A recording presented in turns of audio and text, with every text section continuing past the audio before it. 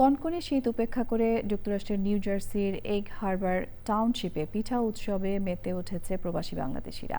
উৎসবে বাহারি নাম ও ডিজাইনের পিঠার ঘ্রাণে সবার মন জুড়িয়ে যায়। পিঠার স্বাদ নিয়ে প্রবাসীদের অনেকে হয়ে পড়েন নস্টালজিক।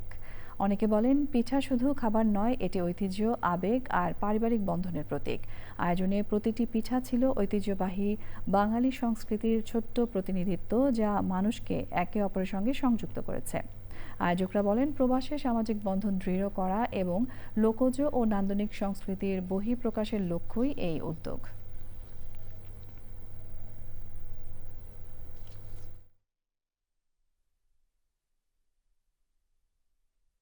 পিঠা অনেক অনেক মজা। আমি আরো পিঠা খাবো, আর জাঙ্ক ফুড খাবো না।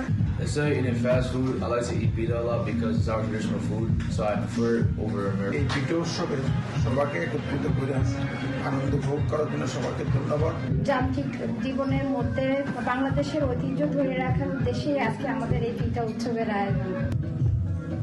পিঠা উৎসব শুধু একটা উদযাপন নয়, এটি আমাদের একটি বাঙালি সংস্কৃতির উদযাপন, যেখানে আমরা সব পারিবারিক বন্ধন একত্রে হই।